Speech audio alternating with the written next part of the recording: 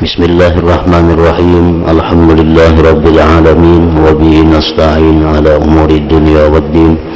Wassalatu wassalamu ala asyrafil anbiya wal mursalin sayyidina Muhammadin wa ala alihi wa sahbihi ajma'in. Qala al-musannif rahimahullah nafa'ana bi ulumih.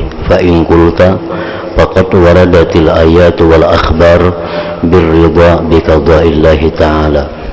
فإن كانت المعاصي بغير قضاء الله تعالى فهو محال وهو قادح بالتوحيد وإن كانت بقضاء الله تعالى فكراهتها ومقتها كراهة لقضاء الله تعالى فكراهتها ومقتها كراهة لقضاء الله تعالى وكيف السبيل إلى الجمع وهو متناقض على هذا الوجه وكيف يمكن الجمع بين الرضا والكراهة في شيء واحد فاعلم أن هذا مما يلتبس على الضعفاء القاصرين عن الوقوف على أسرار العلوم وقد التبس على قوم حتى رأوا السكوت عن المنكرات مقاما من مقامات الرضا وسموه حسن خلق وهو جهل محض بل نقول الرضا والكراهة يتضادان إذا توردت على شيء واحد من جهة واحدة على وجه واحد فليس من التضاد بشيء واحد أي يكره من وجه ويرضى به من وجه إلى آخره. Makna perkataan Imam Al-Ghazali rahimahullah wa nafa'ana bi ulumihi fid dharain amin. Maka jikalau kamu mengatakan sungguh telah mendatang ayat-ayat Al-Quran dan hadis-hadis Rasulullah sallallahu alaihi wasallam tentang ridha dengan keputusan Allah, ridha dengan takdir Allah Ta'ala. Ayat Quran, hadis Nabi memerintahkan kepada kita untuk ridha dengan takdir Allah, ridha dengan ketentuan-ketentuan Allah. Nah, maka jikalau perbuatan-perbuatan maksiat itu bukan qada'ullah, bukan takdir Allah, maka itu mustahil dan itu merusak pada tauhid. Kalau ada orang yang mengatakan bahwa maksiat itu bukan takdir Allah, maka itu orang yang rusak tauhidnya. Maksiat bukan takdir Allah, maka orang ini orang yang rusak tauhidnya, sebab dia menyatakan bahwa ada pada alam ini sesuatu yang tidak dikehendaki oleh Allah. Berarti dia mengatakan bahwa ada terjadi di alam ini sesuatu yang tidak dikehendaki Allah. Nah, itu kalau kita beriktikad demikian, itu bisa menyebabkan kita kafir. Berarti Tuhan itu ada kelemahan, karena ada terjadi sesuatu yang tidak dikehendaki, maka lemah tuh ngarannya. Sedangkan Tuhan mustahil dari sifat lemah. Nah, lalu segala sesuatu apapun yang terjadi pada alam ini, baik itu taat, baik itu maksiat, itu adalah memang dikehendaki oleh Allah Subhanahu wa ta'ala. Nah, itu yang bujur, itu yang benar. Nah, masalahnya kalau kita ini ridha dengan perbuatan taat, nah itu mudah. Orang ada berbuat taat, itu kita senang karena itu adalah kehendak Allah, itu mudah. Tapi bagaimana kalau kita ini melihat suatu maksiat, melihat suatu kekafiran yang ada pada alam ini? Nah, apakah kita mesti benci dengan maksiat itu apakah kita benci dengan kekafiran itu? Nah, ini yang jadi permasalahan dalam bab kita ini.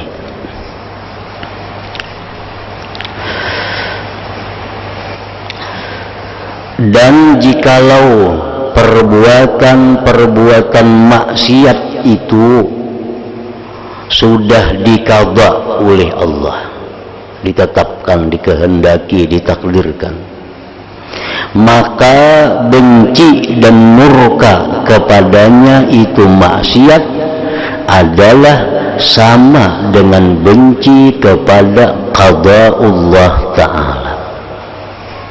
Nah, ini jikalau ada yang mengatakan demikian, kayak apa kita menjawab? Ujarnya, kalau maksiat itu dikehendaki oleh Allah, maka jika kita benci dengan maksiat, berarti kita benci dengan kehendak Allah. Bila benci dengan kehendak Allah, berarti benci lawan Allahnya.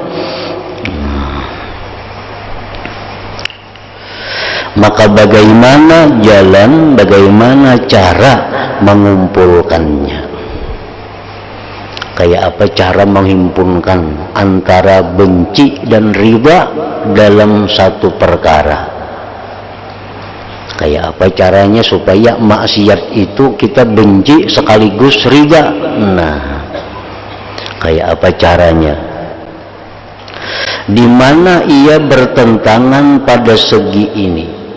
Dan bagaimana mungkin bisa mengumpulkan antara ridha dan benci pada sesuatu yang satu? Kayak apa caranya? Maksiat dibenci iya, diridai iya. Nah, kawalah menghimpunakan dua itu yang berlawanan pada satu sesuatu. Maksiat sesuatu yang satu, benci iya, ridha iya. Nah, kayak apa caranya?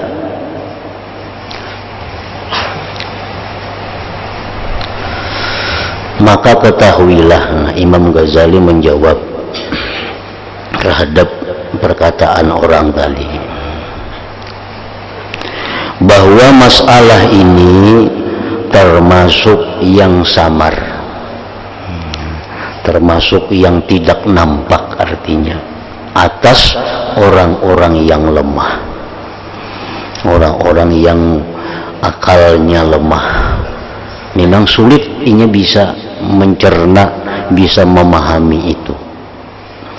Yang pendek dari mengetahui rahasia-rahasia ilmu, dan sungguh samar, tidak nampak atas suatu kaum, sehingga mereka berpendapat bahwa diam dari perbuatan-perbuatan munkar itu suatu makam dari makam-makam riba, dan mereka menamainya dengan husnul khuluq. Nah, itu bacaannya. Dan mereka menamainya dengan husnul khuluq. Bahkan ada mazhab golongan yang mengatakan bahwa apabila kita melihat kemunkaran, kita melihat kemaksiatan, kita diam. Itu menunjukkan bahwa kita riba dengan maksiat yang dikehendaki oleh Allah itu.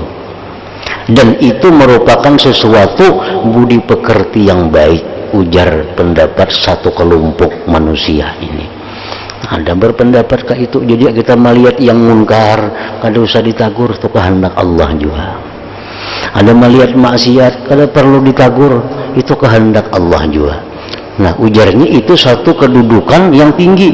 Kalau kita bisa demikian, kalau kita bisa demikian, berarti kita duduk di makam ridha ngarannya. Dan itu budi pekerti yang baik, ujar pendapat satu kelompok manusia ini.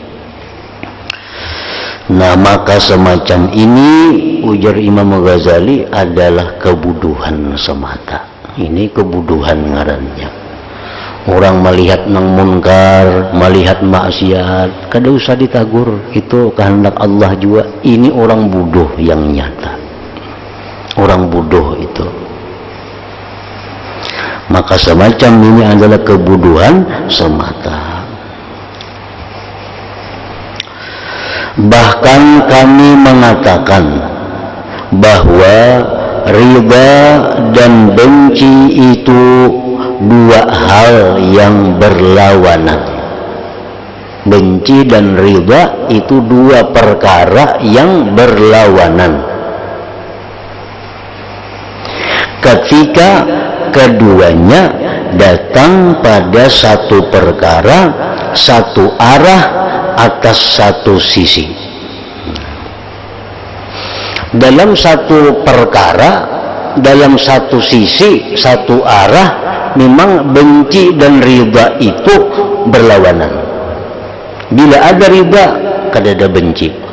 Bila kada ada benci, ada ridha.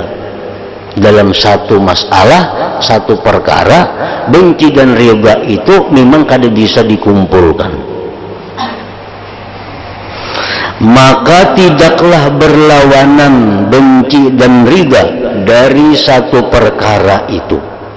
Dibencinya pada satu segi dan disenanginya pada segi yang lain. Tapi kalau masalah itu, perkara itu mempunyai banyak sisi, nah itu bisa saja terhimpun antara benci dan ridha itu pada satu sisi dan di sisi yang lain. Umpamanya hujan, aku benci lawan hujan, aku suka lawan hujan, itu kadang mau terhimpun dua dalam satu hujan. Kadang mau terhimpun benci dan suka, kadang mau terhimpun. Tapi kalau dua sisi hujan itu bisa terhimpun. Aku kada katuju hujan karena bisa banjir. Nah, tapi aku katuju lawan hujan karena tumbuh-tumbuhan jadi subur. Nah, itu satu hujan tapi dua sisi. Jadi itu bisa ridha dan benci. Kalau sebutin hujan aja itu kada kawa terhimpun benci lawan suka, benci lawan ridha. Tapi kalau kita pandang hujan itu banyak mempunyai segi, hujan dari segi ini membuat banjir, kada katuju kita. Tapi hujan dari segi ini membuat subur tumbuh-tumbuhan, nah katuju kita. Nah itu bisa. Nah itu mungkin kalau kita menerima akal pikiran kita. Kalau menerima akal pikiran kita. Hari panas kada katuju, panas awak. Tapi hari panas, jamuran karing, kapasan karing, katuju kita. Dari segi yang lainnya katuju, dari segi yang lain kita kada katuju, itu bisa. Nah sama maksiat tadi, maksiat itu banyak mempunyai segi-seginya. Kalau dipandang dari satu sisi maksiat itu kita kada mungkin kawa ridha dan benci. Tapi kita pandang segi ini, gimana andaknya benci, gimana andaknya ridha dengan satu kemaksiatan itu.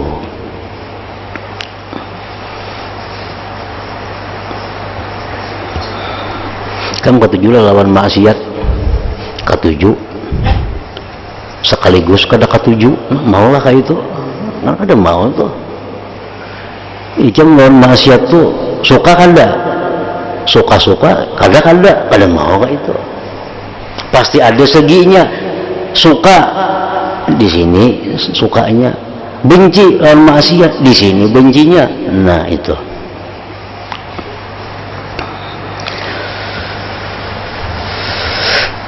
Karena ini contohnya, terkadang mati musuhmu, di mana musuhmu itu adalah musuh dari sebagian musuhmu pula,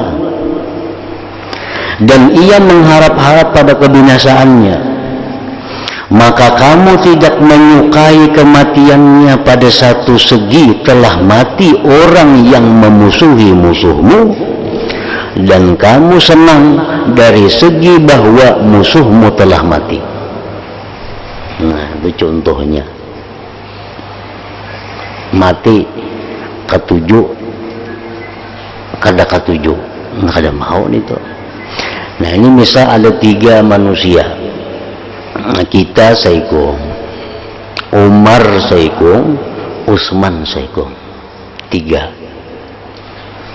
Kita ini bermusuh lawan Umar, kita bermusuh juga lawan Utsman. Utsman lawan Umar ini bermusuh juga, bermusuh juga. Mati Utsman. Dari segi bahwa Utsman itu adalah musuh kita, kita suka. Tapi dari segi bahwa Utsman ini adalah musuh daripada musuh kita juga, kita kalah ketujuh Utsman itu mati. Nah, itu contohnya. Jadi maksiat itu macam itu. Kita benci dengan maksiat dari sisi ini, kainaknya tuh kita riba dengan maksiat dari sisi yang lainnya. Umar, Utsman itu bermusuhannya, bermusuhan berdua itu. Kita pun musuh juga lawan yang berdua itu. Mati Utsman. Kalau dipandang Utsman itu musuh kita, kita ketujuh inya mati. Tapi kalau kita pandang bahwa Utsman ini musuh juga lawan musuh kita, kada ketujuh kita mati Utsman itu. Nah, jadi matinya ya mati juga, Utsman juga, cuma dari segi-seginya mana kita nang ketujuh, dari segi mananya kita kada ketujuh. Ya macam hujan tadi, kadang alih kita mikirkan macam hujan. Kita pandang bahwa hujan ini maulah banjir, kada ketujuh kita. Memang kita pikirkan hujan ini maulah orang bahuma, orang bertanam nyaman, ketujuh kita. Nah, hujannya ya hujan yang itu juga.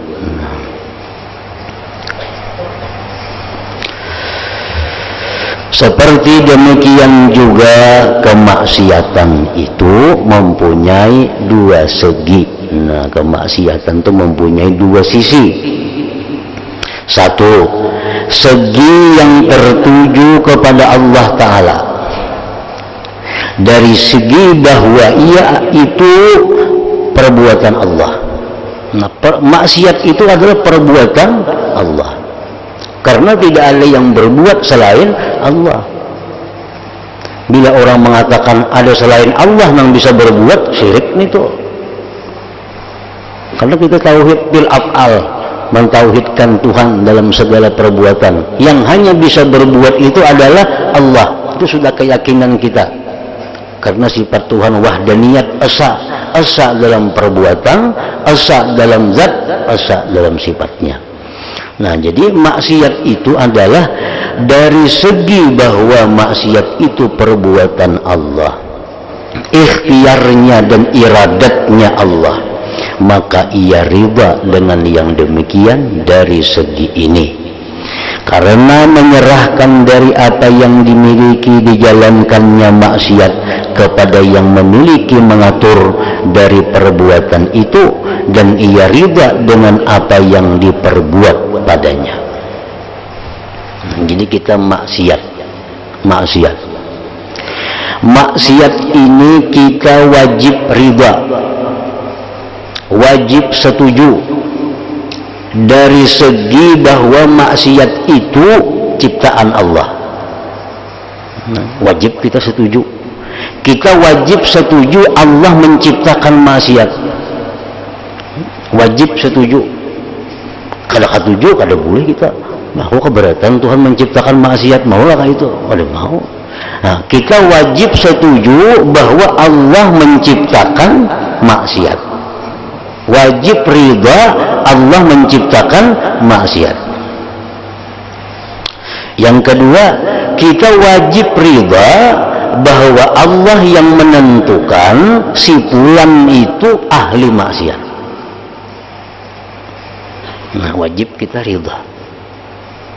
Kada boleh kita keberatan, kenapa maka anakku nang jadi ahli maksiat ini, kenapa maka anakku nang, kita kada boleh itu keberatan. Kita wajib ridha Allah menghendaki anak kita umpamanya ahli maksiat, wajib kita ridha. Nah, jadi maksiat itu dari sisi bahwa itu adalah merupakan ciptaan Allah, dan si fulan yang maksiat itu memang sudah dipilih oleh Allah, kita wajib ridha. dengan itu, wajib ridha. Nah, yang kedua, segi yang tertuju kepada hamba, dari segi bahwa kemaksiatan itu atas usahanya si hamba dan sifatnya si hamba, dan tanda keadaannya hamba dimurkai dan dibenci di sisi Allah, sekira-kira dia Allah menguasakan kepadanya hamba sebab-sebab menjadi jauh dan dimurkai, maka ia dari segi ini diingkari dan dicela. Nah, jadi maksiat itu apabila kita pandang bahwa maksiat itu merupakan kasbul abdi, maksiat itu usaha si hamba. Bila kita saksikan bahwa hamba itu yang maksiat tadi orang yang dimurkai oleh Allah, nah di situ kita menentang dengan kemaksiatan. Nah di situ kita benci dengan kemaksiatan. Kenapa kita benci dengan kemaksiatan, benci dengan orang-orang yang maksiat? Karena orang maksiat itu orang yang dimurkai oleh Allah. Nah itu bujur. Kenapa ikan katuju lawan maksiat? Aku katuju lawan maksiat dari segi bahwa itu adalah ciptaan Allah Subhanahu wa ta'ala.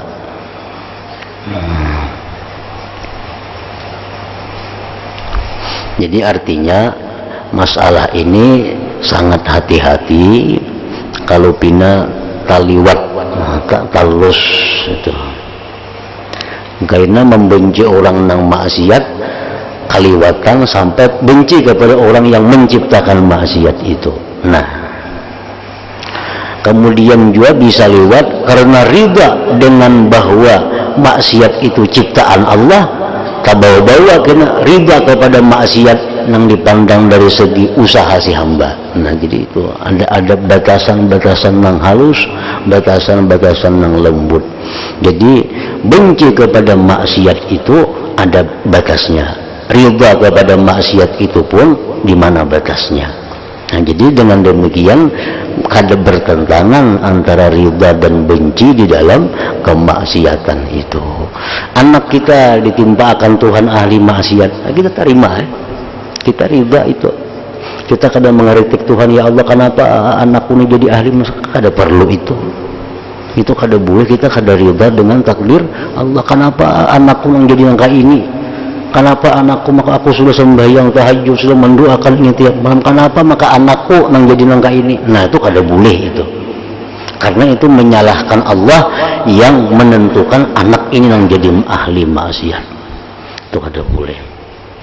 Tapi bila kita pandang bahwa maksiat itu adalah sifat si anak, maksiat itu adalah merupakan sebab anak ini dimurkai oleh Allah, nah kita benci dengan maksiat itu. Kita pandang dari segi itunya.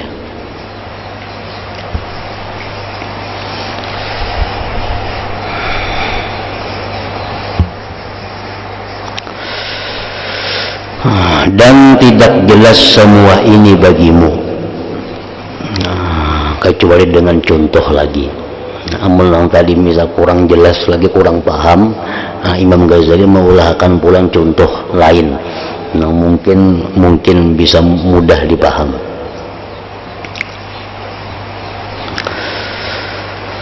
Maka marilah kami umpamakan pada seseorang yang dicintai dari makhluk.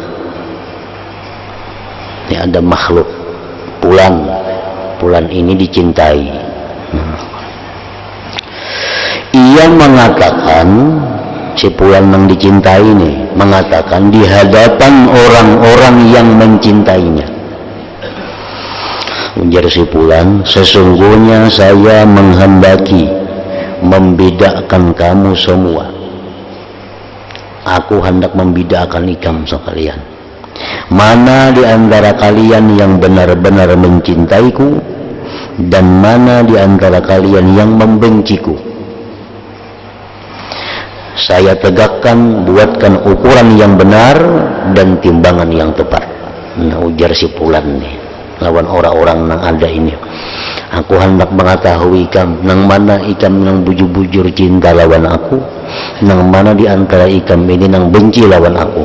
Ini aku hendak maulah ukurannya, hendak maulah ujiannya di mana.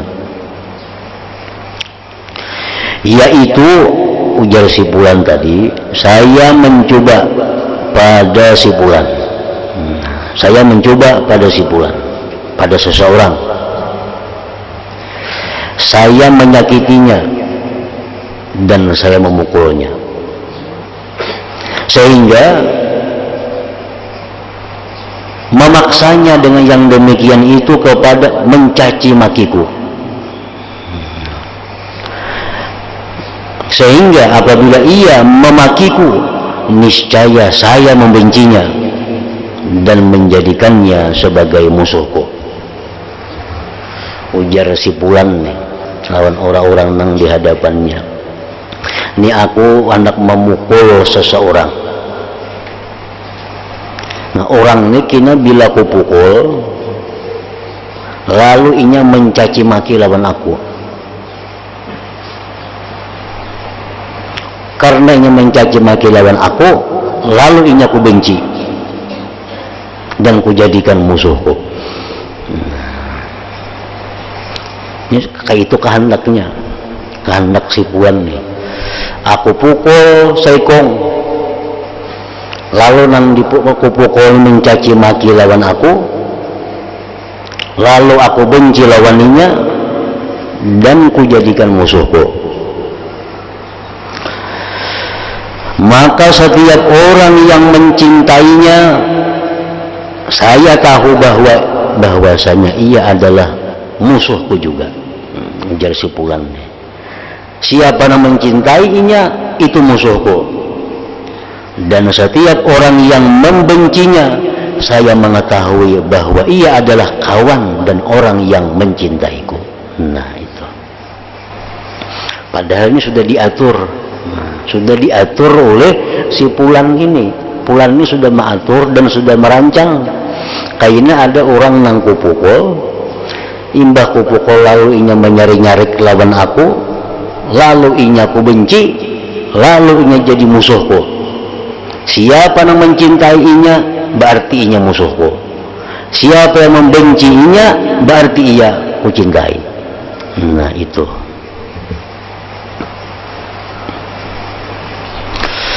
Kemudian ia melakukan cara yang demikian, diperbuatnya itu, dipukulnya orang tadi, dan berhasillah maksudnya.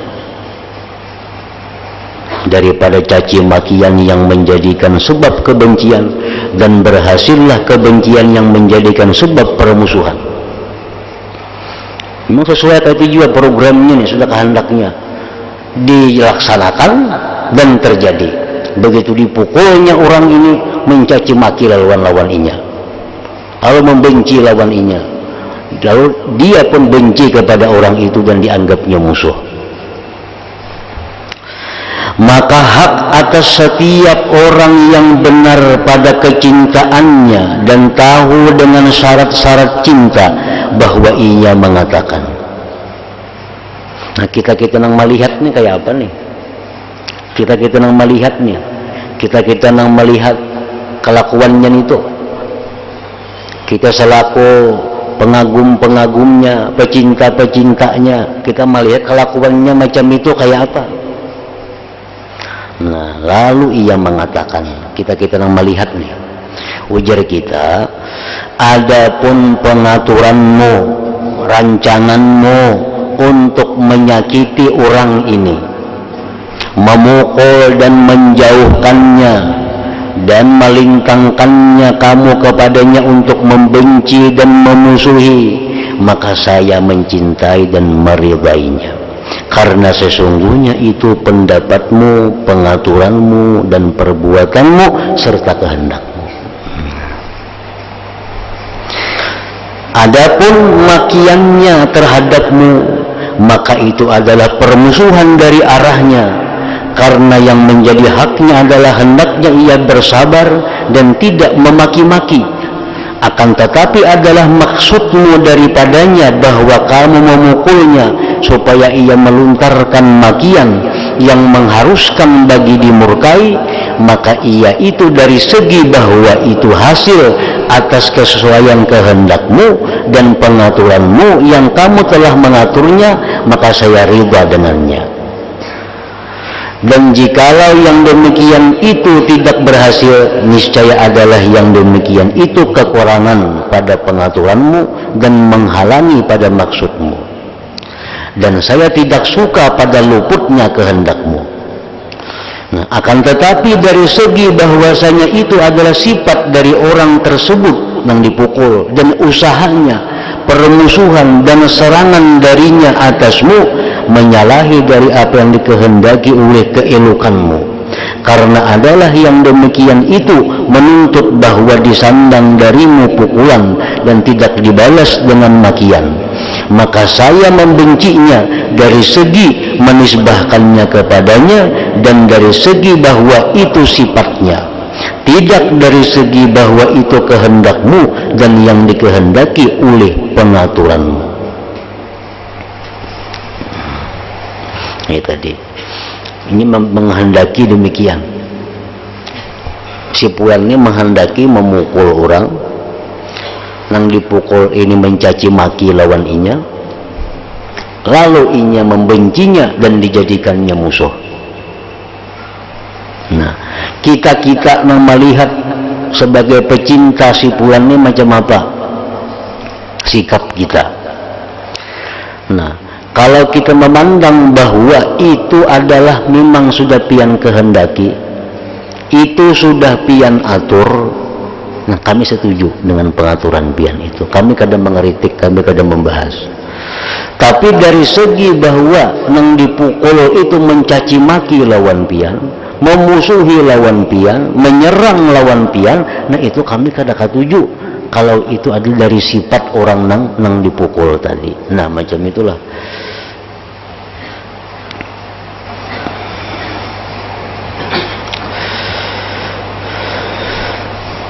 Karena sesungguhnya itu adalah kehendakmu dan saya atas menyamaimu juga membencinya. Karena syarat bagi orang yang mencintai itu adalah ia mencintai orang yang dicintai oleh orang yang dicintainya dan memusuhi bagi musuh orang yang dicintainya. Itu syaratnya cinta. Syaratnya cinta itu mencintai orang-orang yang dicintai orang yang dicintainya dan memusuhi orang-orang yang dimusuhi oleh orang yang dicintainya. Adapun kebencian kepadamu, maka saya meridainya dari segi bahwa kamu telah menghendaki bahwa ia membencimu, karena kamu menjauhkan dari dirimu dan kamu kuasakan atasnya pengajak-pengajak kebencian. Dipukul, lalu mencaci maki. Akan tetapi saya membencinya dari segi bahwa itu sifat orang yang dibenci, usaha dan perbuatannya, dan saya murka kepadanya karena yang demikian itu. Maka ia kumurkai karena ia murka kepadamu, dan kebenciannya dan murkanya kepadamu juga pada hakku kubenci dari segi bahwa itu sifatnya, dan semua yang demikian dari segi bahwa itu adalah kehendakmu, maka ia kusukai. Jadi artinya ringkasnya bahwa maksiat itu, kalau kita pandang bahwa maksiat itu kasbul abdi, usaha si hamba, kita benci kepada maksiat. Tapi kalau kita pandang bahwa maksiat itu adalah ciptaan dari Allah, kita ridha dengan ciptaan Allah Subhanahu wa ta'ala. Jadi artinya dalam setiap memandang maksiat, nah itu kita menggunakan dua mata. Kada bisa dalam menghadapi satu maksiat itu hanya satu mata yang dipakai, mesti dua mata, mata zahir, mata batin. Mata zahir memandang perilaku hamba, usaha hamba, kita benci terhadap kemaksiatan.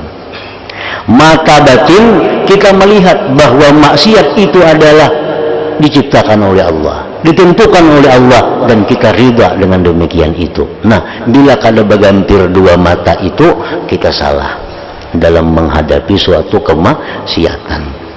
Mata zahir untuk yang zahir, mata batin untuk yang batin. Jangan terpaling. Ini kayaknya nang zahir usaha si hamba nang maksiat nih dihadapi dengan batin, nah tuh luput sudah. Lalu kena riba hanya dengan maksiat, ketujuh bahkan mendukung dengan maksiat karena itu kehendak Tuhan juga. Nah ini nang mata batin dipakai kepada yang zahir. Mestinya nang zahir itu dipakai mata zahir, benci dengan kemaksiatan, karena yang dilihat mata zahir adalah usaha si hamba, perbuatan si hamba. Tapi yang dilihat mata batin bahwa itu perbuatan Allah, ridha dengan demikian.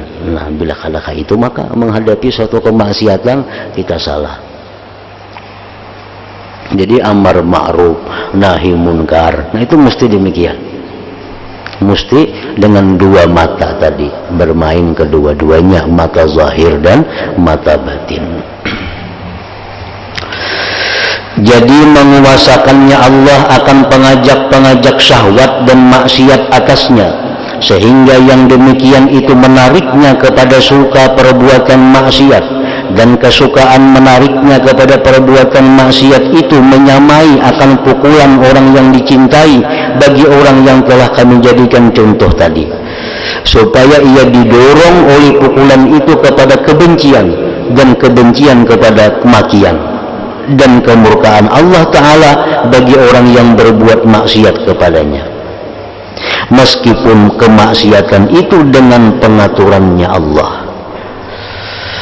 Meskipun kemaksiatan itu dengan pengaturannya, ini menyerupai kebencian orang yang dibenci kepada orang yang mencacinya, meskipun caciannya itu hasil dengan sebab pengaturan dan pilihannya. Dan perbuatan Allah Ta'ala yang demikian pada setiap hamba dari hamba-hambanya, yaitu menguasakan pengajak-pengajak kemaksiatan kepadanya, menunjukkan bahwasanya telah terdahulu kehendaknya dengan menjauhkan dan memurkainya. Nah Allah itu bila sudah menghendaki si fulan ini ahli maksiat, maka Allah kuasakan kepada fulan itu pengajak-pengajak kepada maksiat. Nah itu menunjukkan bahwa kehendak Allah itu sudah terdahulu daripada kemaksiatan itu.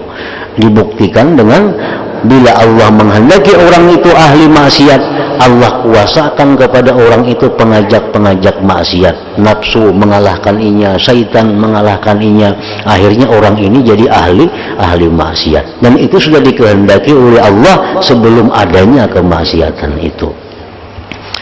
Nah jadi kesimpulannya ia tadi bahwa maksiat bila kita pandang bahwa itu adalah ketentuan Allah, kita wajib ridha.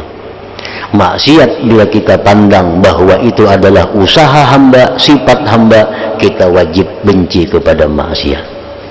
Nah yang kedua kesimpulannya bahwa untuk menghadapi yang zahir, maka kita menggunakan mata yang zahir, yaitu benci kepada kemaksiatan. Tapi di dalam hati kita menggunakan mata batin, melihat bahwa maksiat itu dikehendaki oleh Allah, maka kita wajib ridha dengan kehendak Allah itu.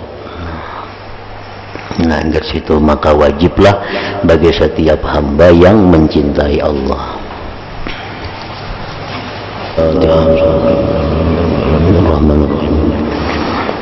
إياك نعبد وإياك نستعين اهدنا الصراط المستقيم صراط الذين أنعمت عليهم غير المغضوب عليهم فيا أيها الرجل منهم شفاعة صلوا عليه وسلموا تسليما اللهم صل وسلم